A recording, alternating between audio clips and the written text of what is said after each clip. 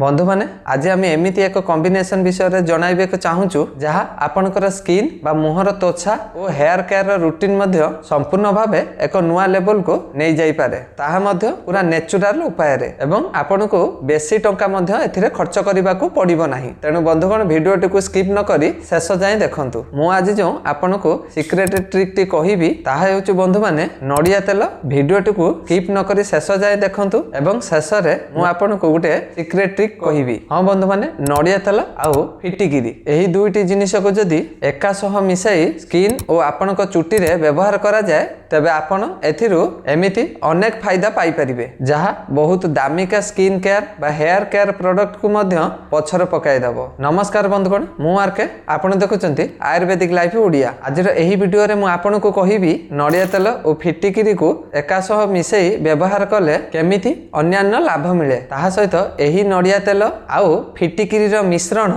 केमिति प्रस्तुत करिवे ओ स्किन किंबा आपण को चुटी रे केमिति लगाइबे ताहा मु संपूर्ण डिटेल्स भावे कहिबी। तेणु शेष पर्यंत भिडियोटी को देखंतु। बंधु माने नड़िया तेल स्किन पाई एक अद्भुत मॉइस्चराइजर अटे। एथिरे थिबा फैटी एसिड आपन को स्किन को गभीर भावे हाइड्रेट करे जहा द्वारा स्किन मुलायम और चमकदार देखा जाए। यह सहित एथिरे एंटी माइक्रोबियल गुण मध्य रहिछि जहा आपनकर स्किन इन्फेक्शन रु बंचाई थाए। रिसर्च कहे जे नड़िया तेल रे थिबा लौरिक एसिड बैक्टीरिया और फंगल इन्फेक्शन वृद्धि को अटकाई थाए। यह सहित एथिरे एंटी इन्फ्लेमेटरी और एंटीऑक्सीडेंट गुण मध्य थाए जहा स्किन को सूर्यर खराब किरण और बयस प्रभाव रु रक्षा करी आपनकर स्किन को जुबा भली और ताजा रखे। स्किन सहित चुटी पाई मध्य नड़िया तेल एक बड़ आशीर्वाद। यह आपन को चुटी को पोषण दिए और शक्तिशाली चमकदार करे और आपन को रूपी को कमे थाए एवं चुटी झड़िबा को अटकै थाए। फिटिकिरी विषय कहबा को गले यह एक नेचुरल एंटी एजेंट अर्थात यह आपन को स्किन को टाण करे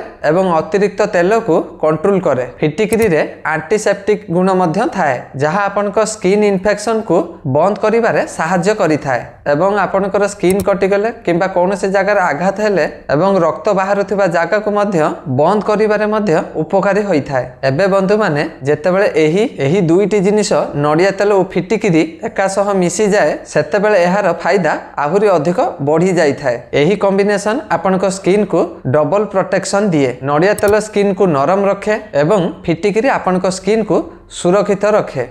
एही दुईटी जिनिस नड़िया तेल और फिटिकिरी एका सह मिसी जाए सेतेबेले एहार फायदा आहुरी अधिक बढ़ी जाई थाए। एही कॉम्बिनेशन आपन को स्किन को डबल प्रोटेक्शन दिए। नड़िया तेल स्किन को नरम रखे एवं फिटिकिरी आपन को स्किन को सुरक्षित रखे। एही कारणरू यह व्रण स्किन इन्फेक्शन बा फंगल इन्फेक्शन बा रूपी हेबा समस्या रो स्किन को बंचाई थाए। एही मिश्रण आपन को स्किन रो गठन को मध्य उन्नत करे। नड़िया तेल स्किन को डीप मॉइस्चराइजर करे। फिटिकिरी अतिरिक्त तेल को कंट्रोल करी यह टाण रखे फल रे आपन को स्किन अत्यधिक सुखिला हुए ना अत्यधिक तेलिया हुए जहा के एक परफेक्ट बैलेंस मेंटेन हुए। स्किन इरिटेशन बा स्किन उत्तेजना छोट आघात किंबा रक्त बाहरिले मध्य एही मिश्रण एक प्राकृतिक औषध भली काम करि थाए एवं रक्त बहिबा बंद करे और इन्फेक्शन को कमाई थाए। चुटी पाई मध्य एही मिश्रण बहुत लाभकारी। यह एक नेचुरल कंडीशनर भली काम करे। आपन को चुटी को पोषण देई शक्तिशाली मजबूत और चमकदार करि थाए। मुंडर खपुरी रे स्वास्थ्य भल करे एवं आपन को रूपी को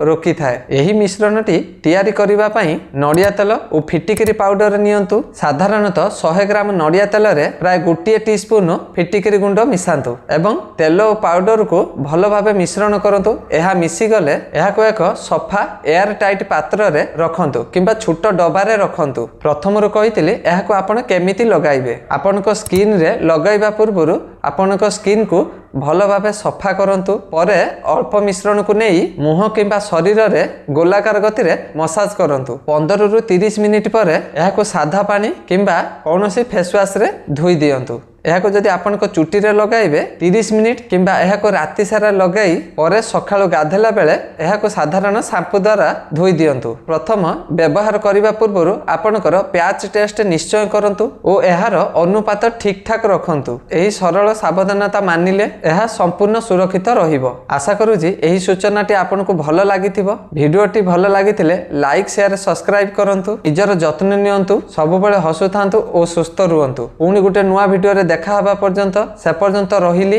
ଜୟ ଜଗନ୍ନାଥ।